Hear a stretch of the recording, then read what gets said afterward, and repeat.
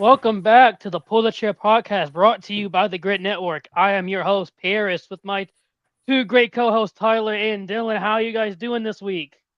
Dylan, I know it's rough for you, man. So I Uh, I'm keeping it together. The Celtics, the way that first round went, couldn't have gone any worse, and so many historical reasons. And I'll give my full take on the Celtics right now, but to say the least, I'm still excited about playoff basketball. Don't get me wrong, but I'm definitely a lot more sour than I was last week.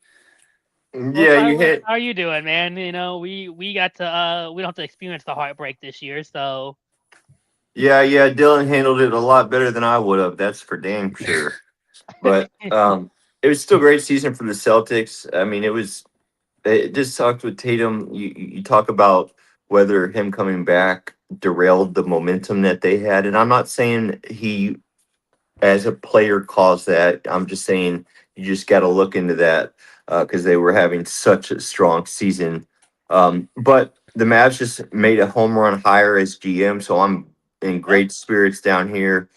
He's going to get to work right away in the draft, and man, great playoff basketball going on. I got on my TV right now. Knicks are handling the tired 76ers, but I do expect Philly to contend in this series. Man, game sevens. We had three game sevens first round. Everybody talks about loving game sevens in any sport. We got three of them in the very first round on the East. But the West made sure they took care of their teams. The West said, "Yeah, we got it." The Lakers were the only team you're like, "Oh, maybe," and they're like, "Hold on, we're gonna take care of it." Game six, not gonna worry about it. But no, in the East, nobody wanted to close out their games. The Magic had what a 25-point lead. Decided, you know what, can't ever hit a shot ever again in the NBA. He missed 23 straight shots. The Cavs and Raptors, I mean, they were just going back and forth. They were just kind of an even match team. So But that as was a much great series. it That was. was a great series. Loved watching that one. And then the Celtics, I mean, as we talked about, I mean, they just decided closing can't do it. Just it's not gonna do it this year. So Closing time, so you but. know what? Let's before we get to the East, because I have a lot to say about the East, especially with Dylan being a Celtics fan. Let's start with the West. We never start with the West. We always start with the Mhm. East.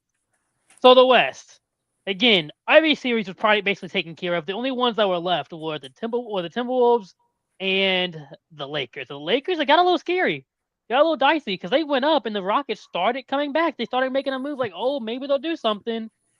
And then they get beat 98-78 in game six. Only allowed 78 points. It's pretty embarrassing. A great I defense, think, but 78, really? yeah, the Rockets downright fell apart. I mean, if we want to talk about, like, I mean, again, they started behind the eight ball early, going down 0-3. No team has ever completed 0-3 comeback in playoff history in basketball. And I mean, the Lakers played well. They had shooters, they played solid defense, and the Rockets kind of lost their identity altogether. I mean, we were talking about how important Kevin Durant was to his Rockets team. He only played one game. Like, I mean, it kind of felt like he gave up on the team and he was already like looking for his exit plan from the Rockets. So it doesn't surprise me one bit, even with them winning two games to make it look closer than what it was, that all in all, the Lakers move on. It just, I mean, you could talk about Alperen Sengun not stepping up the way he should have. Asar Thompson's still good. Or wait, no, Amon Thompson. I keep on switching up the two. Amon Yeah, they both Thompson's in the always playoffs. solid. Yeah, both Playoffs. in the playoffs, which doesn't help. But I mean, like, you just look at that team, and it's like you expect Jabari Smith Jr. Like, he went off one game, like he had his one game. That's like, oh yeah, he does that sometimes. But they never had any consistent scoring or facilitating of any kind, so they just fell apart so quickly. And the only thing that I want to mention in this series is LeBron James. Like, as much as you want to say about him, let's not talk about anything but him as a basketball player and what he's done, what he's accomplished. It is an amazing thing to watch. 10 years ago, I was in bed with my ex-girlfriend laying up watching him take a depleted 3-1 Cavs team to try to beat the Warriors. And he was doing heroic things 10 years ago. And he is still to this day doing heroic things. Like you might just say, "Oh, a old wash 41-year-old jumper fade away." No, what he's doing to even get past the Rockets in that series in that fashion without Luka Doncic and with Austin Reeves for a game and a half, maybe 2 games. He came back LeBron, towards the end of the series. Yeah. yeah, he came back, but he didn't. This was more about LeBron James, I think this adds to his legacy. I was wondering whether he could do anything to either add or hurt to his legacy. And I just, even this is just one series, I just think it speaks to the testament of his longevity and it's amazing. It's amazing. I got to say it. I mean, no player's doing this at this age, ever. Jordan wasn't doing No. this at this age. He just wasn't. So And the fact LeBron's still doing this at this age, going in the playoffs, dropping 28 points, 7 rebounds, 8 assists, that send the team home, almost a triple double to send the team home. And I feel like And he has, yeah, and I feel like he has nothing left to prove. He just loves the game of basketball. Like he literally 100%. he looked to this bench and said, "I'm effing locked in," and then hit the game winning or game time tray. And that to me as a basketball fan is just so fun to watch. And and I'll I look. You go ahead. sorry. No, you're I good, know. man. Okay, yeah. I mean, my point was especially with LeBron, especially with the longevity aspect, and like people always love talking about Jordan being the GOAT. I maybe if you want to say Jordan has a higher peak, maybe I'd give you a higher peak. Again, going 6-0 and having 2 3-peats is something that it's just will never happen again, plain and Yep. simple. But as far as from consistency from day one, how LeBron pretty much made every single All Star practically every year, has double digit All NBA appearances, still putting up performances like this. I mean, it's impossible to look at what he's done and to say anything less than him just being an all time great. I mean, personally, since I got to watch LeBron, and that's all I grew up watching, really, he's my goat personally. And it's like I hate saying nice things about the Lakers. I'm amazed that they're able to string a couple solid performances outside of LeBron, whether it's Aiden or Rui Hachimura stepping up here and Luke there. Kennard. Like Luke Kennard had his friggin' otherworldly first game of the season, Marcus first two Marcus games of the Smart. series. Marcus Smart, like I think the Lakers. I mean, again, LeBron is their main guy right now, especially with Luka out. As long as one or two other guys around him can put up a 20-point performance, or maybe you get a double double like Aiden did in Game 6, where you have 18 points and 17 rebounds. That's all you really need, quite frankly, against that Rockets team. Now the upcoming series is a whole different story, but as far as this series went, I mean it kind of just felt like the Lakers had the best draw they could have had with just a disastrous, disorganized team. But all in all, I'll give credit to the Lakers when it was due. They deserve this series without a doubt. And you And don't going, have too much time before a turnaround when you do have OKC Thunder, who is in LeBron James' whole entire career. This is the biggest a team has been favored in a game in the NBA playoffs, 15 and a half points. So that'll be interesting to see. before we even talk a little bit about that series, with the Rockets going into this year, the Rockets had a lot of hype going into them. They're getting getting Kevin Durant, having Alvin Thompson, having Sengun, having Jabari Smith, having this just huge lineup of there's everybody in the starting lineup 6'7" and taller. A bunch of young players, obviously, get Kevin Durant. And even throughout the year, it's like they had moments where they looked good, but it's after when the season ended, it was kind of like, okay, they did all right, but wasn't what everybody was hyping them up to be. And then they were about to get swept in the first round of the playoffs. They win 2 games, end up losing Game 6. I mean, where are you going from the Rockets? Obviously, you missed Fred VanVleet, and this team was obviously the team that needed a point guard. They had no point guard on the team at all. Alvin Thompson is not a point guard. Alvin Thompson needs to learn how to shoot a three. If he can learn how to shoot a three, he could be a very special player. But without a outside jumper at a guard, it really limits you. But I think this Rockets team, first and foremost, Kevin Durant has to get launched off this team. To put a tinfoil hat on, I think it was more Kevin Durant gave up on the Rockets than him actually being injured in the series. I think especially when They went down 0-2 when he came back that game too. He's like, "Oh, we're Yeah. screwed." And like again, I can't Mm. imagine that locker room. That locker room had to have been like a funeral home every night. It was probably just Kevin Durant doing his thing because he's always doing his thing. He only cares about him and his thing that he's doing. And I imagine some of the younger guys on the team have kind of rapport, so you have to get rid of Durant, no doubt. And there will be teams that are willing to line up for Durant 100%. again. I mean, Yeah. he's still productive. There's three ways you Everything could else is go. Are you done? Are you still talking about no, no, Durant? no, no, no, no. Go. Your turn, your turn. No, I was just gonna say because like there's gonna three things looking at the Rockets that you could see: trading Durant, trading the pieces around Durant, or firing the coach and and well, I mean, I don't know. I think they might try to go after Giannis personally, but Kevin Durant is not shown to be somebody that you want to invest any more of your real estate capital, any of your future, any of your. I mean, I don't. I always live love to Kevin Durant. I don't think he's somebody you want on your team now. He's even though what he offers to the table, you look at his track record, it's not good on KD. It doesn't look good for KD, man. And he's tried too hard to make moves to get ahead or get the next ring or make a statement or do this, and he's just kind of played himself out to where he's old and now he's very injury prone. And you got to ask, how much can we invest in Kevin Durant? How much can we invest in this?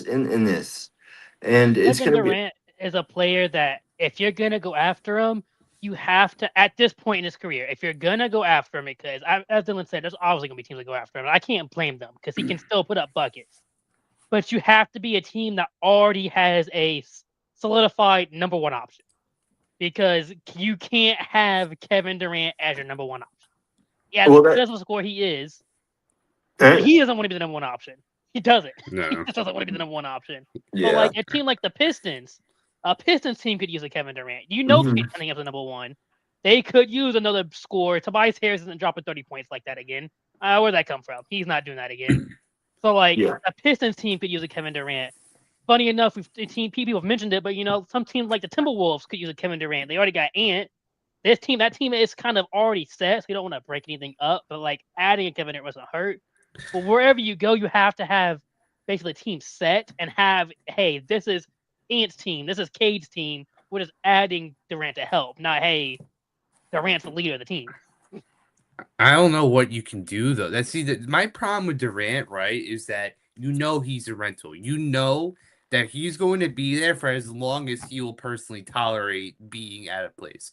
And ever since his time with the Warriors, I mean, he had a couple years with the Nets that like if all three of them stayed together and played and were healthy, I feel like it would have been a different story there. But Yeah, again, it was always drama there. Things were never right there.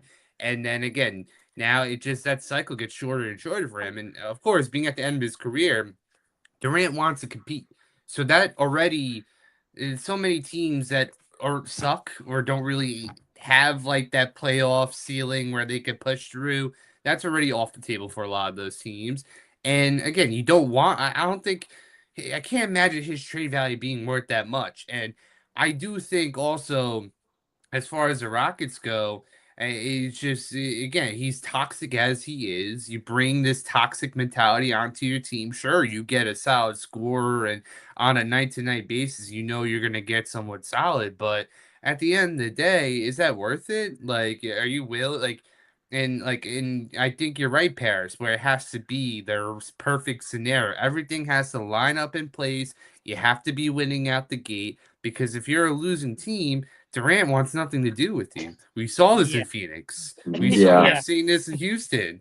Like it's bad. It's getting really bad, and I think Ime Udoka's his seat's starting to get hot too because I mean I imagine he played a big factor in this Durant trade. His having to say and blowing up a team that did overperform the year before, but still ended up being very solid. And someone like Jalen Green that turned around and became a very solid success with the Suns You Yeah. maybe want to be maybe kicking yourself for what you gave up for him. So now you gotta hope that you even get any kind of decent return, and you probably will, because again, it's Kevin Durant, but the charm is gonna wear off eventually. I think we're still at that time where the charm is still there, the stats still line up, where the stat nerds and the all the analytics people will still say that Kevin Durant is still a viable guy to have on your team, but that's not good. The time is ticking. It's not going to be much longer. We're going to be saying this about him anymore. Yeah, it's not going to be the Kevin Durant that you've had in the past, where he's going to be your first option. We're going to build all around you, and because you can't do that. He's shown time after time that you can't do that. And the Houston Rockets had to look. They got to look. Hey, do we want to build around Alpine Sengun? I don't think he's. I think he's like a Devontae Sabonis, where he isn't shown to be. He can't be a first option. He's more like a second option, third option. He could be a piece, but I don't think Sengun can be that guy. So Houston's got to look at whether they want to run it back with that squad, and with Van Vliet, um, Durant, and the squad, they want to try to run it back. But man, it's a lot of decisions in Houston. But I will say this: Houston, we have a problem. And now for the summer with the Lakers, you go against OKC now. Luca could potentially come back if they push it to a game 5. If they get to later in the series, Luca could potentially return at the very end. So the question is, how far, basically, because you basically have to go most of the series without him. How far do you think the Lakers can push this Thunder team? We will not be seeing Luca in this series. Hey, man. We didn't even see Ant back in the game 1 of this series, but look at that. He's back already. I've been wrong a few times, once or twice, but on the show. But I don't think we're going to see Luca in this series because you bring him back. Well, so if the Lakers somehow win one of these games that they're going to be favored by or underdogs by 15 and a half points, if they somehow win one of those two games, you extend the series. But there's so many chances to injury to bring him back. I don't see the Lakers doing it, even if it. Well, I just don't think It has to be a series. they're not going to buy him enough Series. time. I just don't see them buying him enough time to come back and actually make an impact on the series, to where it makes sense to risk his further health. I mean, he's shown that's a grade 2 hamstring, and he's still he just now is doing basketball activities, running and stuff. So I don't Do know. you I think don't the know. Lakers team can at least win 2 games? Not even That's the really. number. That's the Yeah. magic number for him to return. You have to win 2 games by game 5. And even then, again, it's definitely a risk, but considering it's playoff basketball and Luca is for sure a very competitive person, I know he's going to be trying his very best to get back, because I know he wants it. He wants it back. He's always wanted it. His work ethic, I don't think, I mean, I think the Mavericks front office kind of paid him in a poor light, but I don't think, no matter what problems they were going through, I would never question Luca's mentality or hard work or anything like that. So, I mean, again, I'm sure Luca is willing to risk it all to come back, and it's a strained hamstring. Like, there's no tear. Like, I know it's supposed to be like a month or like month, 2 months to come back from, but again, Anthony Edwards came back from multi-week injury in a week. And for better or for worse, it's just Yeah. one of those things. It's playoff time. You have that thought, hey, maybe I can win a championship with LeBron. Because I mean, again, if you're a Laker fan or on the Lakers in general, even with the Thunder, with how stacked they are, you still have some hope that you have a chance if a Luka could come back in the series. But again, if the Thunder smoke them and they're down 3-0 in the first 3 games, then yeah, kiss Luka's return goodbye. It's gonna be, done in 5, in my opinion.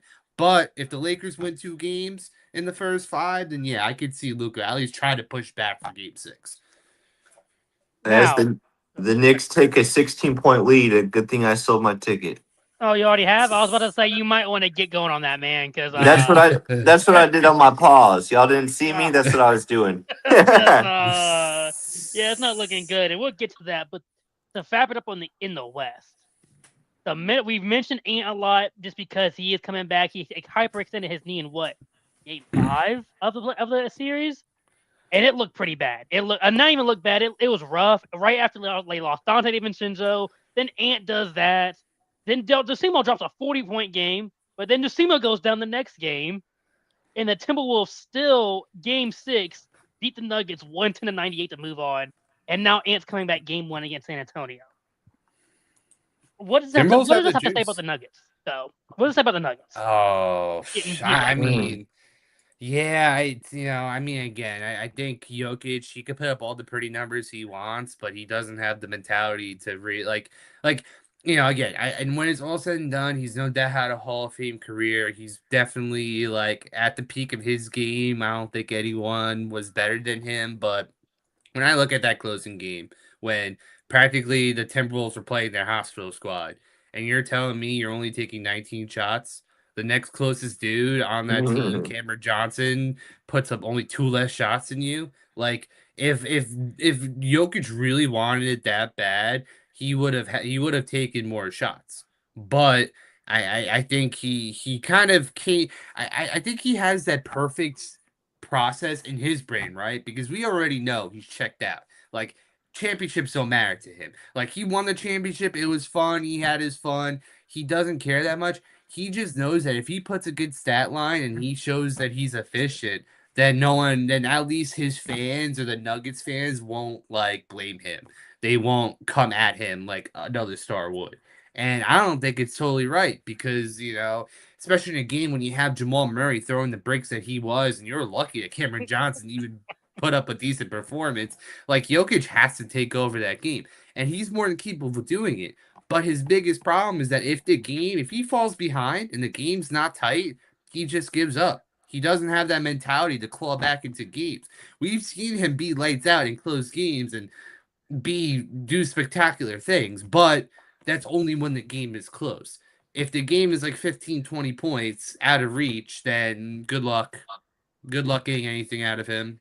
So He will I go don't square know. up. He will go square up with I don't like somebody. that. It's bad. I mean, I don't know. Like, and the Nuggets, they're so pigeonholed in what they are in their identity. Like, I don't know. Yeah, Even messing up that balance will help.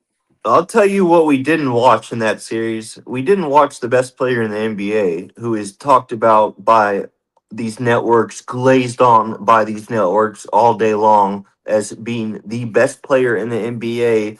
Oh, he's one of a kind. He's the Joker. He's the blah blah blah. Did, that was pitiful. What I watched was pitiful. Hold on. It's a lot of shit talking for a guy who was still dropping triple doubles the whole series. I don't But care.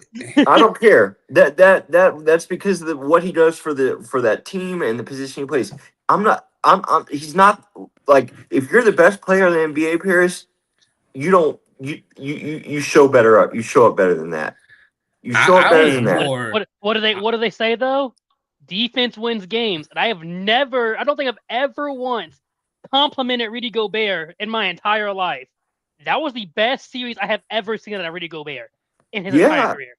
and so he's better. Yeah, I mean, if Jokic is the best, then yeah, you don't lose those type of matchups. That's all I'm saying. But Yeah, as far as where Denver goes, like I hear they're bringing back the head coach more than likely. Joker's more than likely going to sign the extension in the offseason. So where do you go from there? I don't know. It's going to be tough to see. Got to get Tim Hardaway Jr. off the team because he can't play shit worth the defense. That's for sure. I mean, yeah, this is. I mean, when you look at Jokic, right?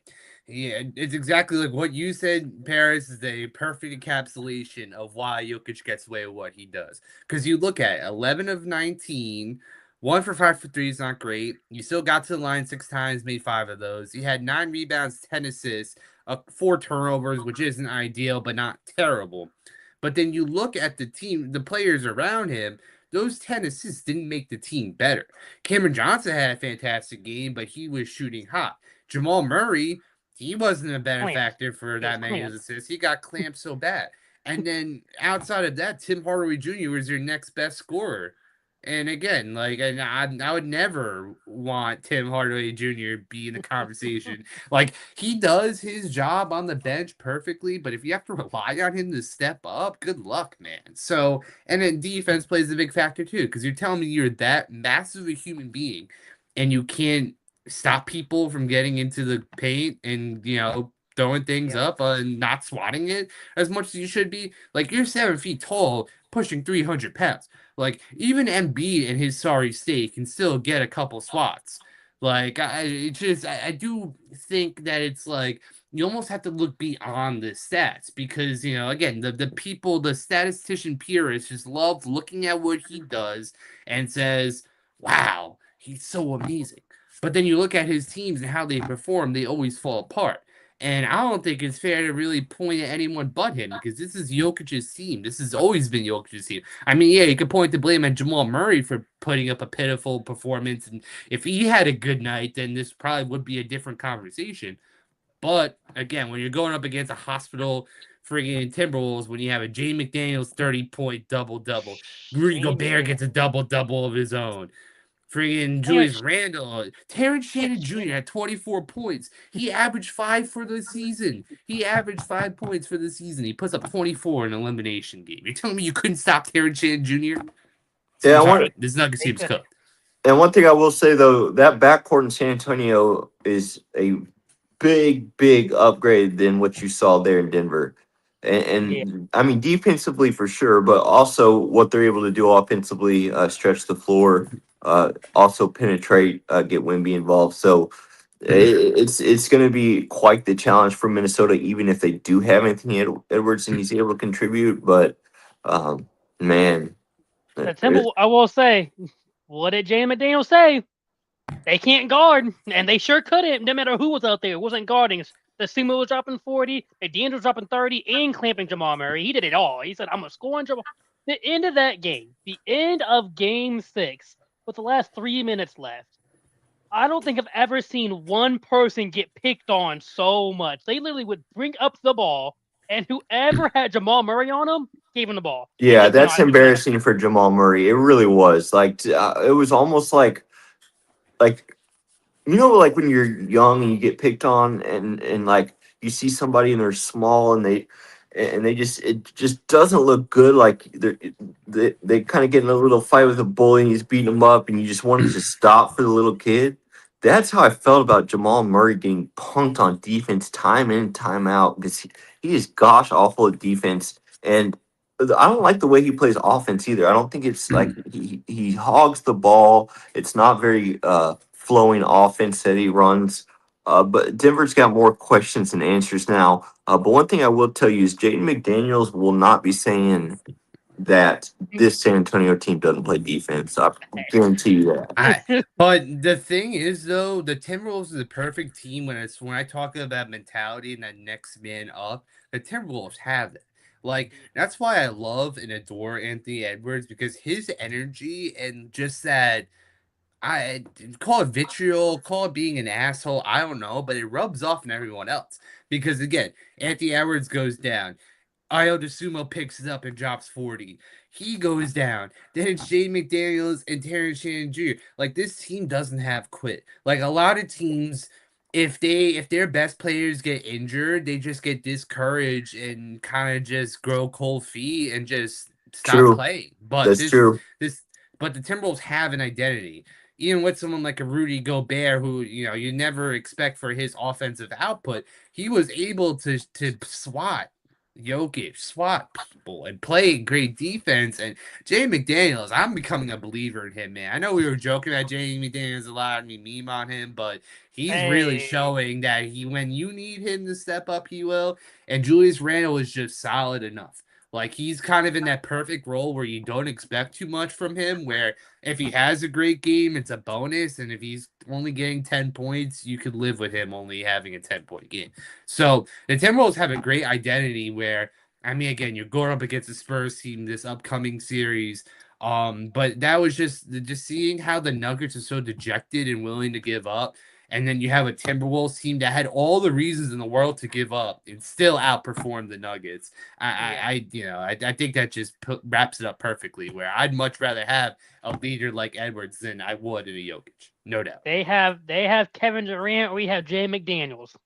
The amount of memes that have came from this Timberwolves team already is insane. But Yeah, I mean, next round with them going against the San Antonio Spurs team. San Antonio's, they've been dominant all year. They've had to have some rest because they got to handle Portland. If this was a healthy Anthony Edwards going up against this San Antonio team, I might take Minnesota just because they've been conference finals back-to-back years. They know how to do this. But with a injured Anthony Edwards, this guy shouldn't be playing. He's already coming back. This is already scaring me like this is that Tyrese Halliburton situation. This is kind of scary that he's already yeah, coming back. that's what I was You thinking. you're facing a defensive player of the year and a team that can score. I just with the health that Minnesota has, it's not gonna be enough. I can think they can compete, but it's not gonna be enough with them being so injured against this team. I mean, I think my biggest problem with the Spurs is that they struggle to have any kind of identity when Wemby's not on the floor, and he's not someone that really plays every minute. I remember we were talking about last week where the Trailblazers played their best when Wemby wasn't on the floor, and then again when Wemby comes back on, he shuts down the game. That's just what he does. But I think the Timberwolves. I'm very rare to give Gobert flowers, and I feel like I'm giving him too much already this episode, but he's going to be so important being Yeah, on Wemby's hip every time, making sure that he's not comfortable at any point. And if Gobert is successful at playing defense on Wemby, I think there is a world where the Timberwolves can make this a series. Now, I still think the Spurs win it, but I still think the Timberwolves have a chance. I think they can make this series fun just off mentality and ability, no matter who's on the court. I honestly think, and you make a good point, Rudy Gobert. Unfortunately, I think this series we might have to see a lot of Jaden McDaniels on Wemby because Wemby, unlike Jokic, What? Wemby can move. Jokic isn't going to be. Jokic doesn't move. Jokic is slow. Rudy's slow. Jokic obviously can shoot, but they both are slow players. Wemby can move. He can move. He can spin. He can do every dribble move a point guard can do coming up the court. Rudy can't. Rudy can't can keep up with that the entire time. Now Jaden again.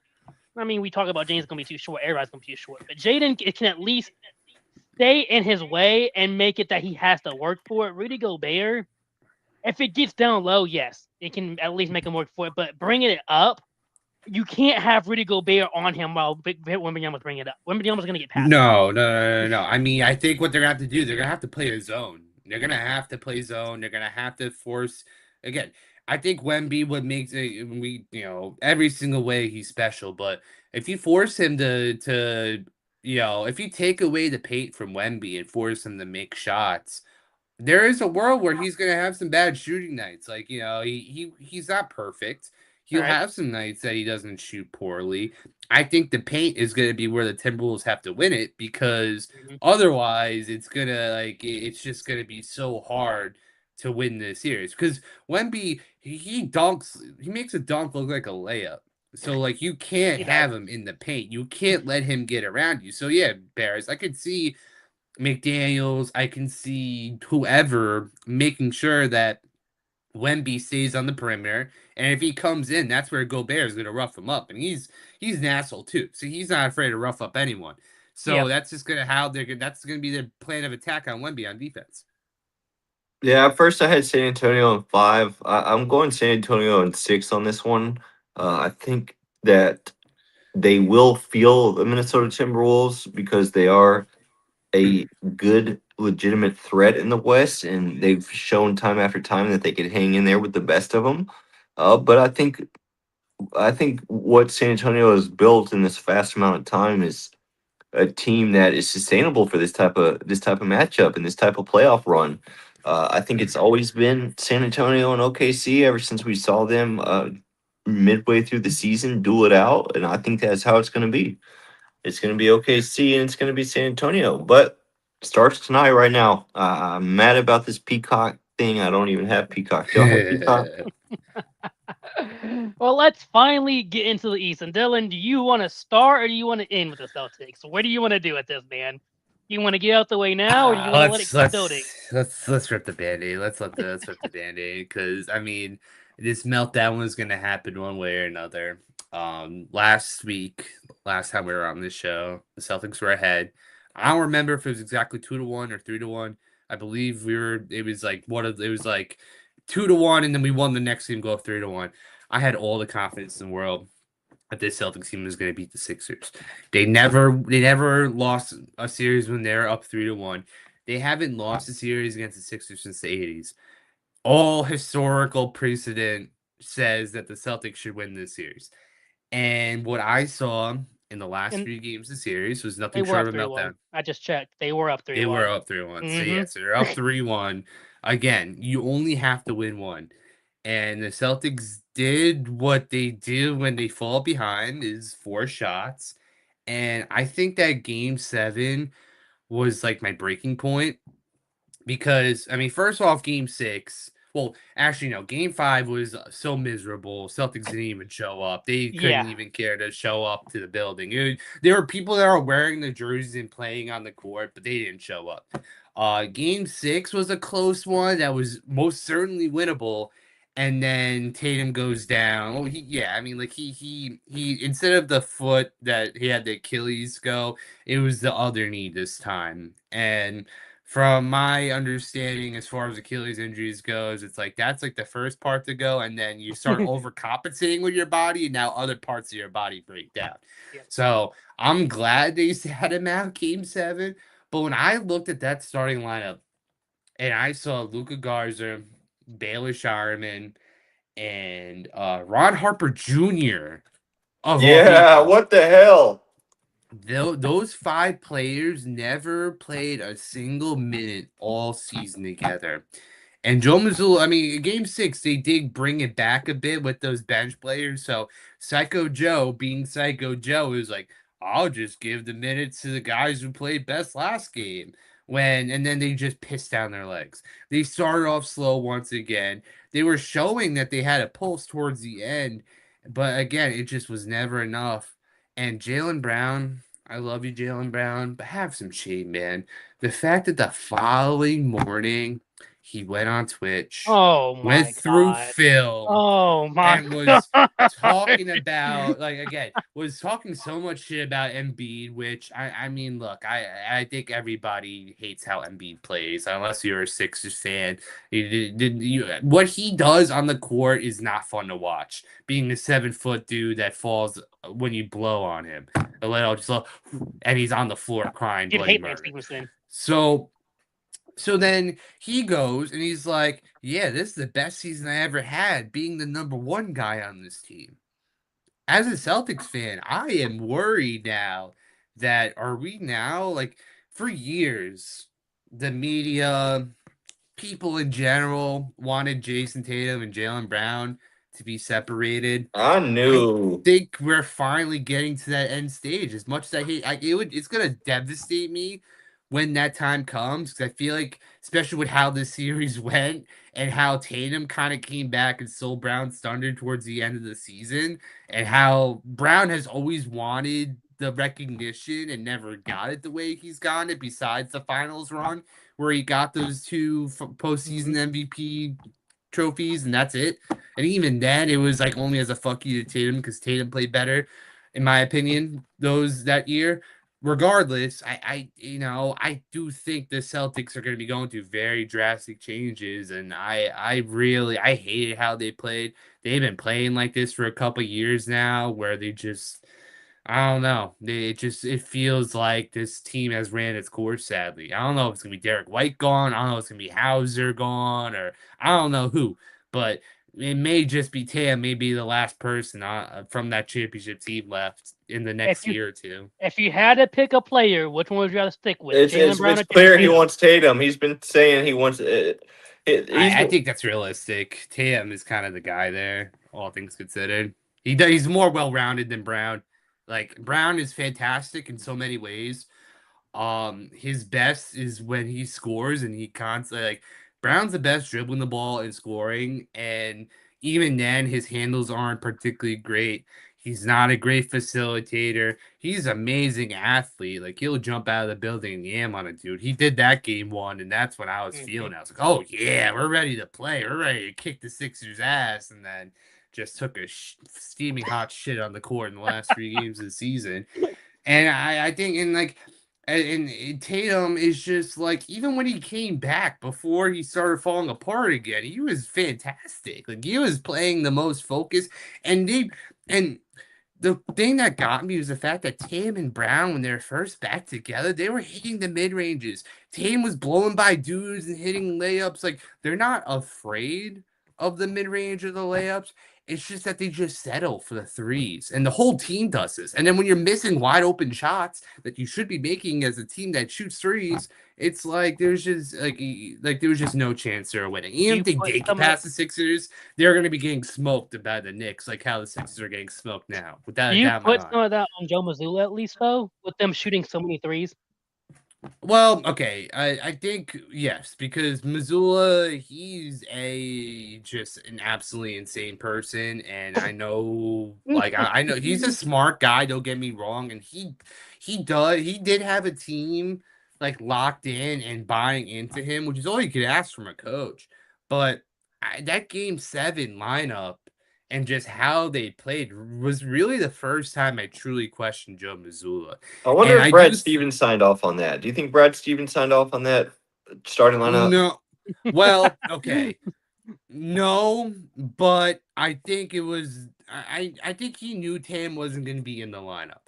I think I hate when teams do this, and I think it's a gambling thing too where the Celtics were purposely hiding the Tatum injury until the very last second. Like he wasn't even on the day before's injury report, and then magically he was just out. Like I think there is a problem there with that, and I think that does pertain to well, the Celtics were still the betting favorite, and some people were throwing money on the Celtics that once the coin flipped and Tatum was out.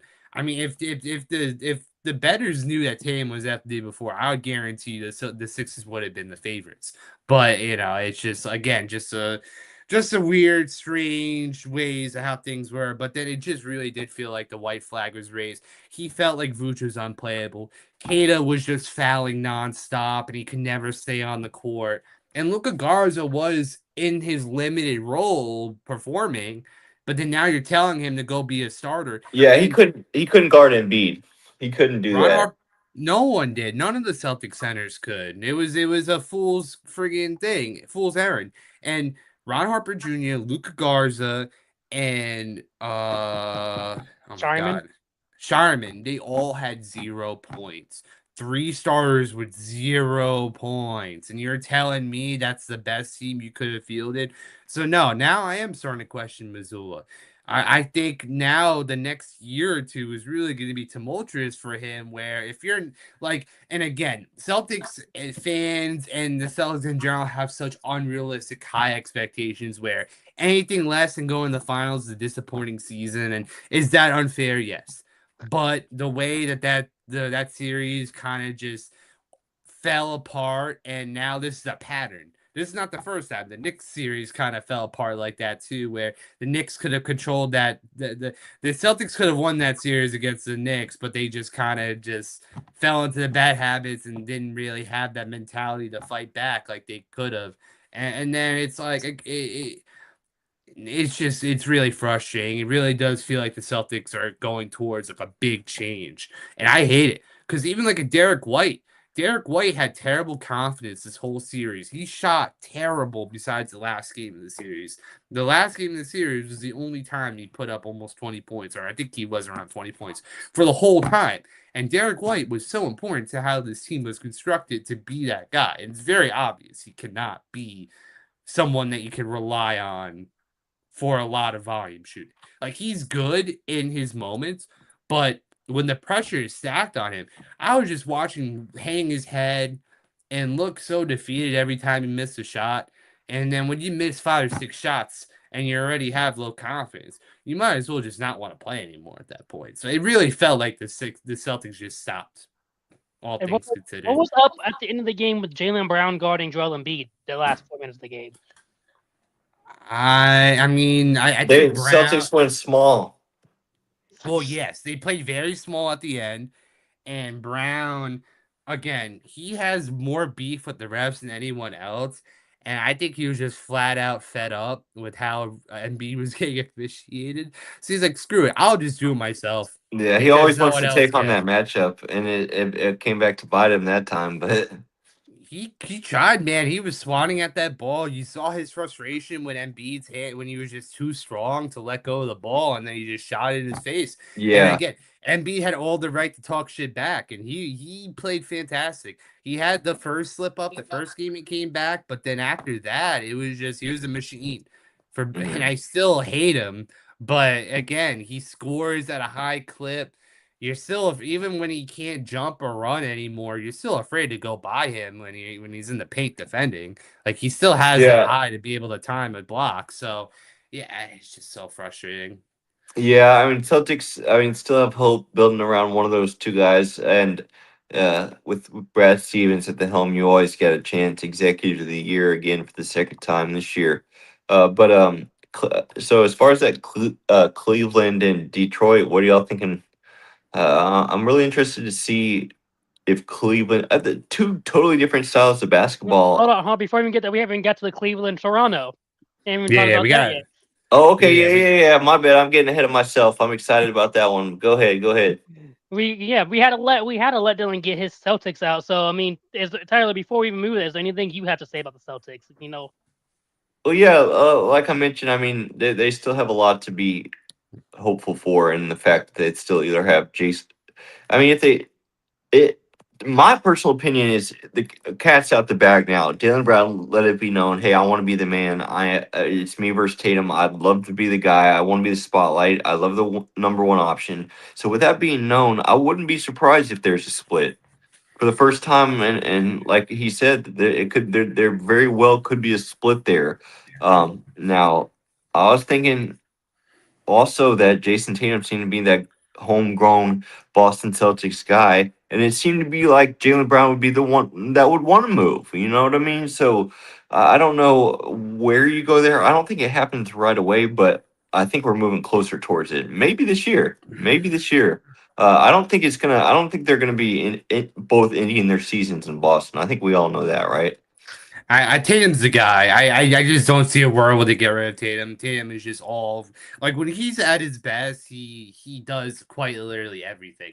Like the negatives as far as Brown's ball handling and facilitating, Tatum is spectacularly better at both. Not to mention he's quietly 6'10". He's quietly Yeah, 6'10", almost eye to eye with KD, but he's still like 6'8" by measures. While JB is a humble 6'5", 6'6", like still not short by any means, but as far as a build and a prototype you would want, like Tatum's that prototype you want for a team because he's not LeBron, but he has the skills of what LeBron does. Like he yeah, does everything that LeBron does, but he doesn't have the same level. Like he's not at the same level as LeBron, but the fact that he's as complete of a skill set as you want, I do think they've hit their ceiling as far as that goes. And yeah, I do think Jalen Brown is more ready to leave than Tatum would for sure. Yeah. and this brings me up just in that an idea. If Jalen Brown is wanting to go, and as it seems he does want to be, he wants to go somewhere where he's the man of the team. Which most teams, if he were to go to, obviously he probably would be the number one player on the team. If y'all had to trade him, would you be upset with trading him for like a Giannis? Well, I that's one of the few guys because Jalen Brown is all NBA talent, and the Mm-hmm. Celtics is in a win now mode. And especially with how these draft picks are becoming less valuable with this new lottery system, I don't want 5 draft picks. I could give a shit about a draft pick. I want for sure talent now that'll win. And if that means getting a Giannis, sure, I would love a Giannis or someone that is all star, all NBA talent. And it won't be easy because none of these contracts or trades will be easy. Right. But if we get anything less than that, then I would be very upset. And I know Brad Stevens are very good at assessing talent and trade Yeah. value, and teams are almost scared to trade with Brad Stevens at this point But with someone like Jaylen Yeah, Brown, and again, the timing of him going on the stream and talking all this is the worst timing too, because like that's he couldn't let it go a day or two. Like he Right? literally the next morning on Twitter promoting it and his cheesy ass fucking yeah, dude. poster. Like, I So hated it. cringe, man. I was like, Oh, man, butt hurt, man. Ugh. He butt hurt. He he wins thinks so much. He's he trying thinks he's to. aura farming. He thinks he's doing all this great. Oh, look at me in my robe and shit, dude. Come looking ass, dude. Come on, man. And Well, again, I let's. love Jaylen No, Brown. He's a great person, but I hate Nah, his I energy. like Like I don't Jalen like Brown this too, energy. I don't but he like this was energy. super corny in that interview let's get or that to stream. Tyler's theories with wanting to talk about Cleveland. The last two teams in the East.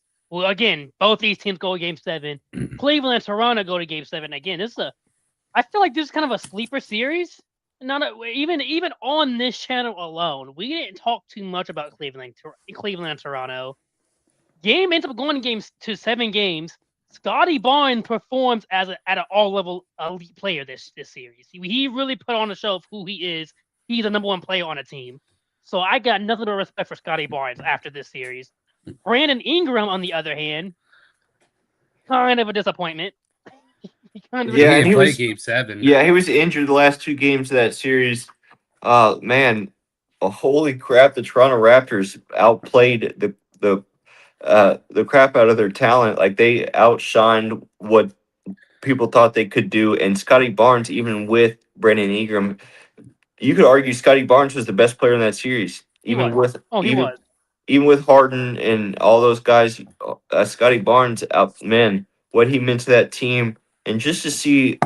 Well, this is what I love about basketball and the things and watching playoffs is you see the coach at the end and he said, "Man, I told my guys I would do it every time for those guys." And it's because of how hard they played. It's because they give every single effort on every single play, and that's the type of what I love, and that's why they gave Cleveland the fight that they gave is because of that. No matter what, dog eat dog. It doesn't matter what the spread is. It doesn't matter what the seed is. We're gonna show you that this is playoff basketball. And Toronto has kind of adapted that style, and it's fun to watch. Yeah. It might not be Yeah. high scoring, but it's fun to watch. And then they've shown with that Houston guard, they've got a lot of young pieces. R.J. Barrett. It was unfortunate to see their main player. Brandon Ingram go out. It is going to be also interesting to see where do they go. Well, what does Toronto do from here with their Oh, young pieces? I, good.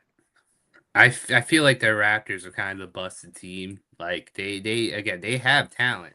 Like I'm not denying Ingram's talent. I'm not denying RJ Barrett's talent. I'm not denying Scotty Barnes' talent. But I feel like they all kind of do the same thing or very similar skill sets, really, for the most part.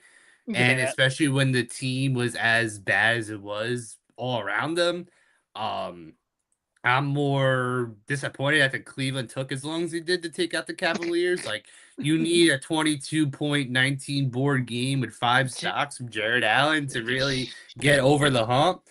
Jared Allen Like, out here outperforming Nikola Jokic in a Game 7. I mean, like friggin' Harden, he had 18 points, but 11 of them from the charity stripe. Donovan Mitchell had Donovan Mitchell game tethering around 50% from the field, getting 22 points and only 1 assist, as he Jared Allen, does. man. Jared Allen Yeah. had a huge game. Yeah, and I mean, like Mobley's been kind of Mobley, disappointing. 13.5 rebounds. That was it. And again, Scotty Barnes. I think Scotty Barnes warm out at that point. Like I was like, Dude, golly. they pick up 90 feet, they guard you and have like they'll get you 8 second shot clocks like that. They're right up in your grill. RJ Barrett, I wonder if he could be that one option. I don't think so. Like he's shown time after time he's really not even he's better like even as a third option to be honest. Yeah. But mm, he no. does have Also, some value there. this series was one of the main series where you show home court advantage makes all the difference. If Game 7 was in Toronto, Toronto probably wins this. Honestly, it's just like Yeah, really it really depend on was a home court. 50-50. This series Yeah, really was a 50-50 as bad as it was. And I mean, yeah, I think Cleveland, they have to look themselves in the mirror. I do think they have a favorable match with this Pistons team because the Pistons team is also another team that unnecessarily struggled as bad as they did. And let's move to the Pistons real quick because that's the last matchup is Pistons and Cavs. Pistons shouldn't even be here. That's what I gotta say. The Pistons should not be in this next round. They were down 25 points, down 3-1. And the Magic decided to miss 23 straight shots, down 3-2. They decided to miss 23 straight shots to lose that game. Once you've done that and you lost that game, and not only did that, they did that and lost that game at home in Orlando, wrap it. That was a wrap. No, Detroit was And going to win. I want to take the first part of this to acknowledge the story shared on Duncan Robinson and his brother, and what he went through with that. It's it is Mental Health Awareness Month, and it is very sad to see Duncan lose his brother in such a way. But I just say that to see in light, to see how he performed, and to see how he was able to splash some threes and be a part of such a special comeback by 3-1. It doesn't happen. It hardly doesn't happen. And it cost Jamal Mosley his job, which which really sucks because I was a big fan of Jamal Talking Mosley. about that, I felt like I don't agree with that move at all. I don't This either. Magic team performed higher than most people thought, and main thing, it's health. They've been so injured all these years that we finally got to see a healthy Orlando team again after the past 2 years, and they competed with the number one. They should have beat the number one team in the East. That goes And to show what that team is when they're healthy. Let them coach that.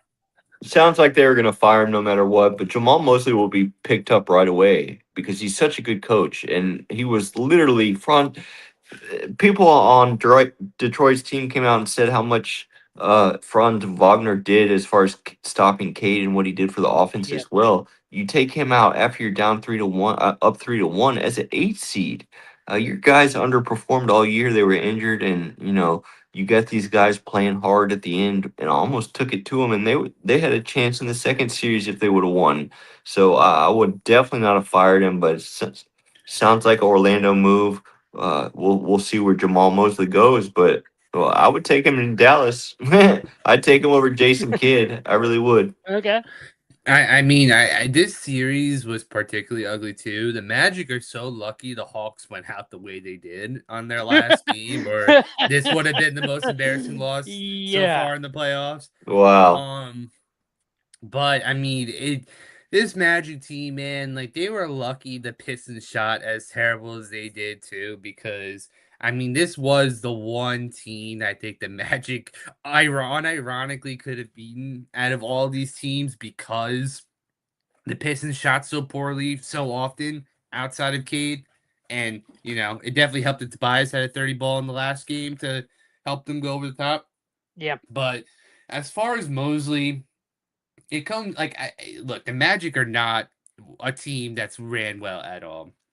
And the sad reality with a lot of these coaches is that even when you do coach well, that doesn't mean your job is protected. Like last year, we saw Michael Malone and the Grizzlies coach both having winning records going into the playoffs and still get fired before their playoff runs even happen.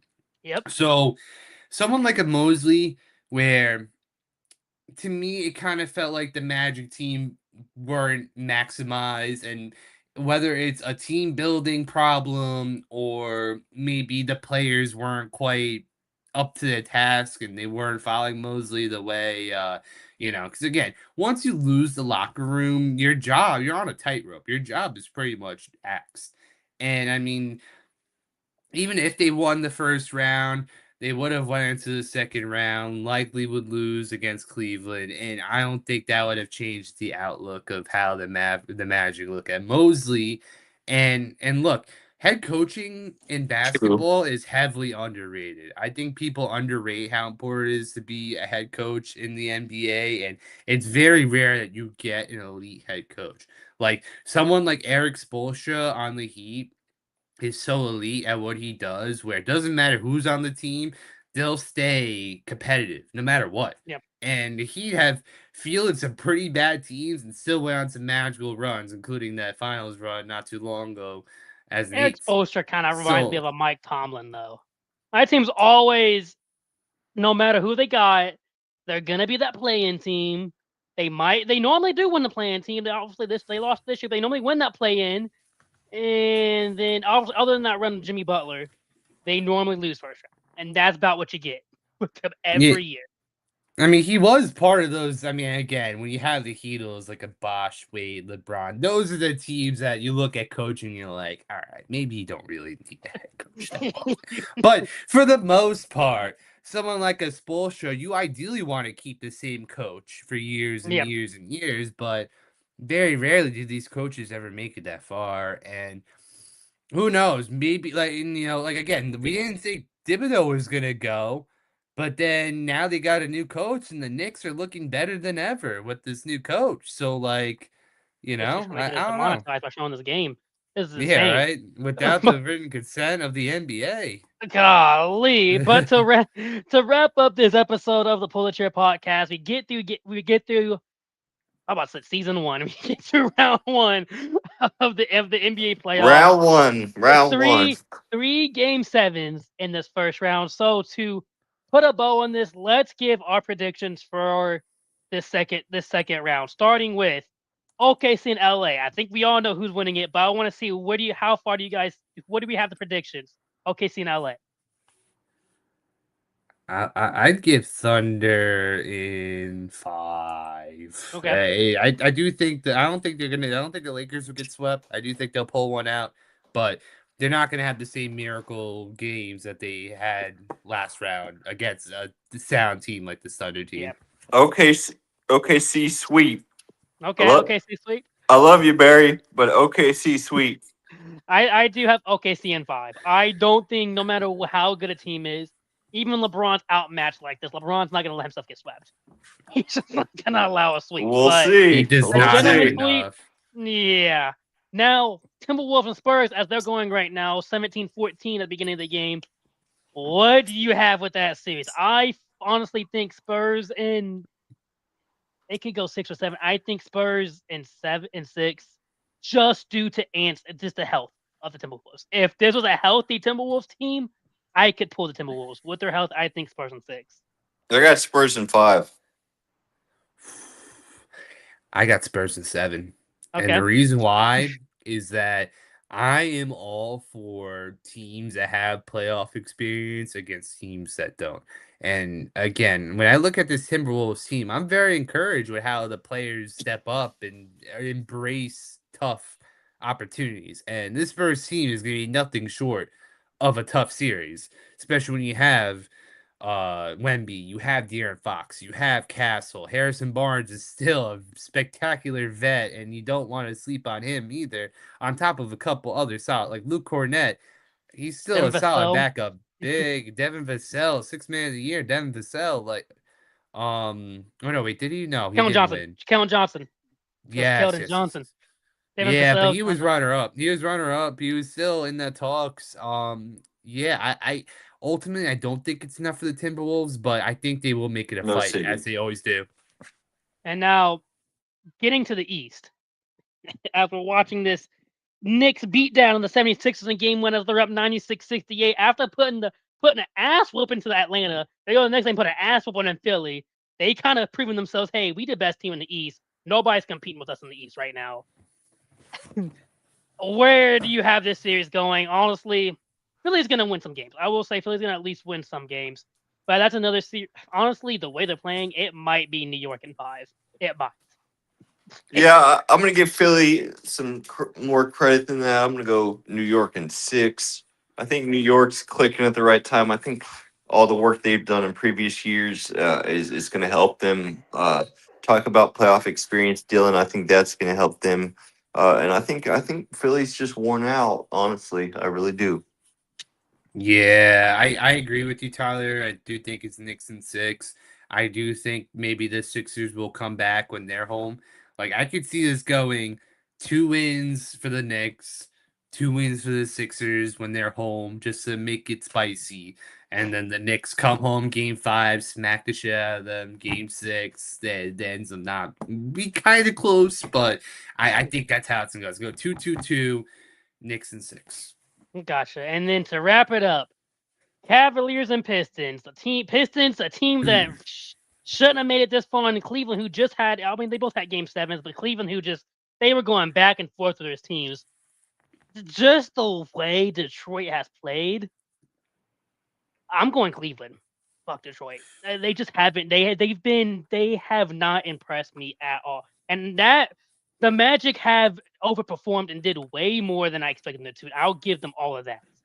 But for Detroit to be the number one seed, granted, Magic Orlando's defense was amazing. Having Kate have turnovers left and right was insane. Where's Jalen Duren? Jalen Duren has been a non-existent player that entire series. And now he has to go up against obviously Wendell Carter isn't even known to be that good. He's good. He's not known to be like that. And now he has Mobley and Jared Allen. Give me Cleveland. I say Cleveland in 6 because if Cleveland lets it go back to Detroit in 7, Detroit probably wins that. So if it's gonna be Cleveland, it has to be Cleveland in 6. I actually have Cleveland in 6 too, bro. I think Detroit. I think they're still a piece away.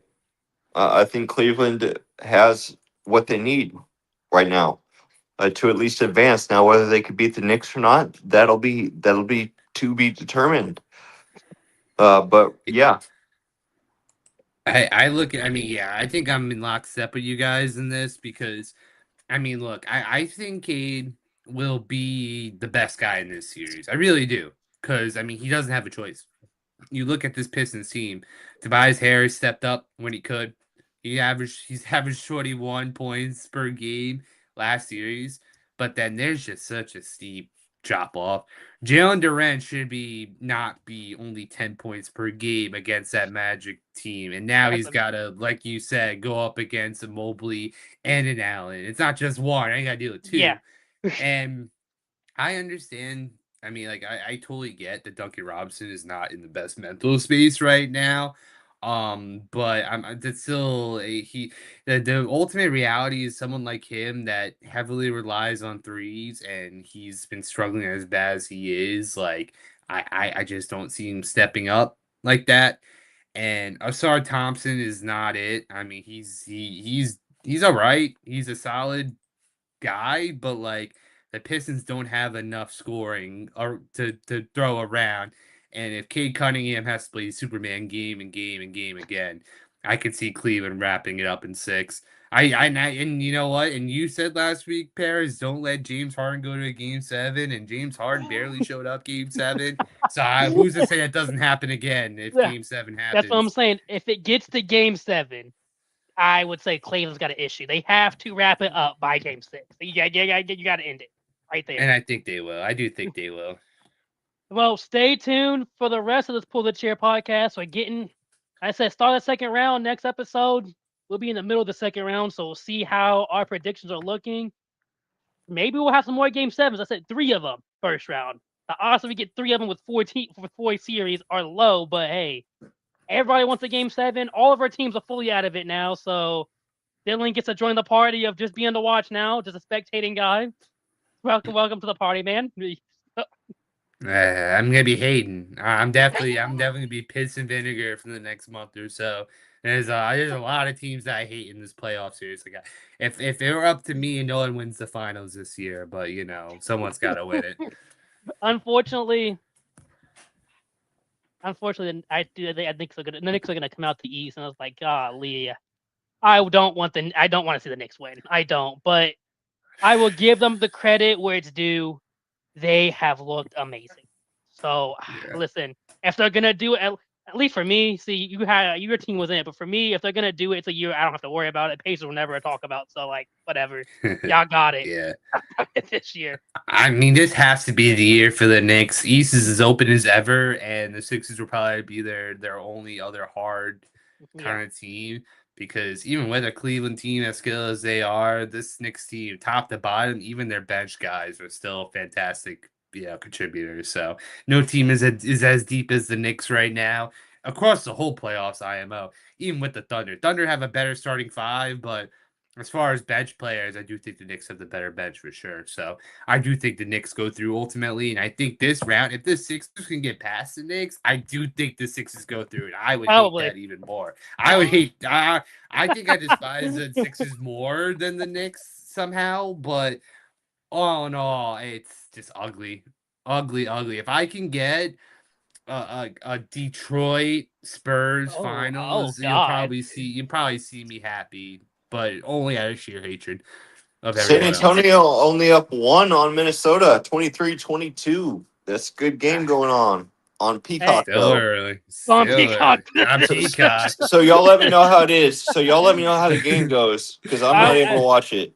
I will let you know. I'll be turning that game on right now. Stay tuned for the Pull the Chair podcast on the Grid Network. Still I'm, going to be 9 o'clock on Monday Eastern Time. I'm a single home income. I can't afford Peacock. Let me know how the game goes.